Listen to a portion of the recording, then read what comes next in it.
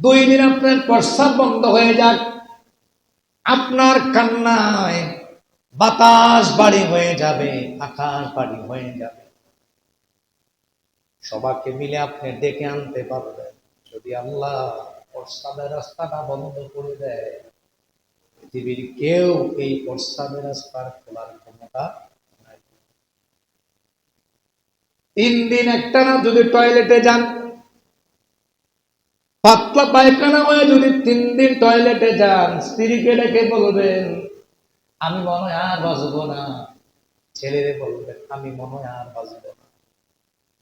একদিক থেকে 3 দিন পায়খানা না হলে আপনি মরার উপক্রম হয়ে যান, আবার অন্যদিকে 3 দিন যদি একটু পাতলা পায়খানা হয় আপনি মরার উপক্রম হয়ে যান। এই তো ক্ষমতা, হ্যাঁ এটা ক্ষমতা তো এইটুই।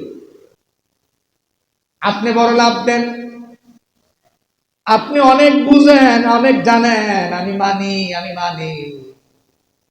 বুঝেন জানেন, নেয়ামতের শুকরিয়া আদায় করা দরকার আছে নাকি নাই? যে করেন না তার জন্য শিক্ষা হচ্ছে 3 দিন পায়খানা বন্ধ হলে আপনি মরার উপক্রম হয়ে যান, আবার 3 দিন পায়খানা হলে আপনার মুসিবতের শেষ নাই। বোঝা গেল এই যে আল্লাহর নেয়ামত দিলেন, নেয়ামত দিলেন, এই নেয়ামতের পিছনে 16 আনা অবদান কার? আপনার এই পেটের পায়খানাটা নিয়ম মানে কার? নিয়ম মানে আল্লাহর। আল্লাহ আদেশ দিয়ে দিয়েছেন এই পায়খানাকে, পেটের ভিতরে খাবার যাওয়ার সাথে সাথে আল্লাহ আদেশ দিয়ে দিয়েছেন, ও পেটের খাবার, আমার বান্দারে তুই কষ্ট দিস না।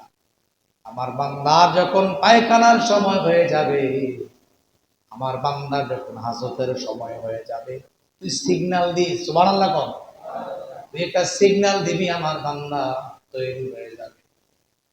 দেখবেন আপনার যখন পেট মুসুর মারে, আপনার টয়লেটে যাওয়ার মতো সময় হয়, কেউ বলা লাগে না, আপনি নিজেও বলা লাগে না, আপনার পেটে আপনাকে বারবার সিগন্যাল দেয়, চল না টয়লেটে যাবেন। কিছু সময় টয়লেটে থাকবেন, মনে হবে পৃথিবীর সব নিয়ামত আপনার টয়লেটে আল্লাহ দিয়ে রেখেছে। সুবহানাল্লাহ। আপনার কাছে মনে হয় টয়লেটে গেলাম আর আসলাম, এটা আপনার কাছে বড় স্বাভাবিক মনে হয়। টয়লেটে বাইর হওয়ার জন্য আপনার যে পেটের ভিতরে খাবারগুলো আল্লাহ দিয়েছেন, এগুলো বের হওয়ার জন্য আল্লাহ আদেশ দিয়েছেন, আমার বান্দারে কষ্ট দিস না, আমার বান্দা পেটটাকে আজাদ করার ব্যবস্থা করে দে। ও পম্বত, ও নানায়েক, ও আমার ভাইয়েরা, একবার কল্পনা করুন, একটা বেলা প্রস্রাব না হলে, পায়খানা না হলে অবস্থা কি হয়ে যায়। আমি যখন ছোট ছিলাম একবার বাজারে গিয়েছিলাম, সেখানে গিয়ে শ্রীপুরে একটা ওষুধ বেশি, ওষুধটা আমি কিনছিলাম। আমারে বলছে বিভিন্ন রোগের কথা, ছোট মানুষ কিনে ফেলছি, 20 টাকা বাজারে নিয়ে গেছি, 10 টাকা দিয়ে ওষুধ কিনছি, কিনে আমি ওষুধ 2 টাকা খাইছি। দুপুর বেলা 1টা যখন বাজে আমার প্রস্রাব বন্ধ হয়ে গেছে।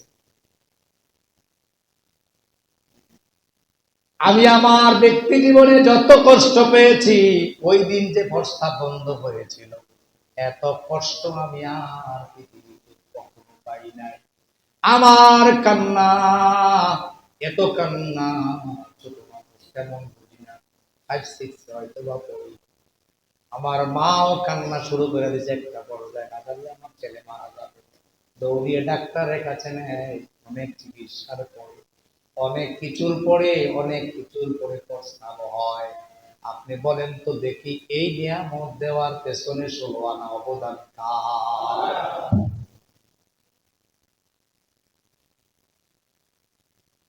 فبأي آلاء ربكما تكذبان। আপনাদের কার কাছে কেমন লাগে জানি না, এই আল্লাহর এই খোটাটা আমার কাছে বড় খারাপ লাগে। কেমন বান্দা, আমার আল্লাহ আমার ইশারা দেয়, ও বান্দা তুমি নিয়ামত অস্বীকার করবা। কেন এই কথাটা বলা লাগলো? এর মানে হচ্ছে আমি নাফরমান, আমি নালায়েক, আল্লাহর নিয়ামতকে স্বীকার করি না। এই জন্য আল্লাহ তাআলা এই ইঙ্গিতটা দিয়েছেন, বান্দা তোমারে আমি এত নিয়ামত দিলাম, আমি শুধু একটা পায়খানার প্রস্রাবের উদাহরণ দিলাম। এভাবে প্রতিটা জিনিস নিয়ে একটু কল্পনা করুন, দেখবেন আল্লাহর কোন নিয়ামতকে অস্বীকার করার কোনো ব্যবস্থা নাই। একবার বাবু আপনার রব আপনাকে বলে, ইয়া আইয়ুহাল ইনসান, এ মানুষ, কেন তুমি আমি আল্লাহরে ভুলে গেলা? কেন ভুলে গেলা? কেন ভুলে গেলা? কেন ভুলে গেলা? কাছের মানুষ ছাড়া এই কথা কখনো আপনারে কেউ বলে না। কেউ যদি আপনারে বলে কেন আমারে ভুলে গেলেন, কি আবার অপরাধ? আল্লাহ যদি কিয়ামতের ময়দানে আমারে জিজ্ঞাসা করে, ও রুহুল আমিন মওত, কেন আমারে ভুলে গেলি? আমি কি তোরে কিছু করি নাই? তুই এখন লেনিনের পাশনে ঘুরছস, কাল মাছের পাশনে তুই ঘুরে ঘুরে জীবনটা দিয়েছ, ধর্ম নিরপেক্ষতার মতের পক্ষে তুই রায় দিয়েছস। তোর যত কাজ ছিল দিনের বিরুদ্ধে ছিল, বল আজকের দিনে কিয়ামতের ময়দানে আমি কি তোর নিয়ামত দেই নাই? আলাম নাজআল্লাহু আইনাইন ওয়া লিসানাও ওয়া শাফাতাইন। আমি কি তোরে চক্ষু দেই নাই, তোরে জিহ্বা দেই নাই, কর্ণনাসিকা করে আমি দেই নাই?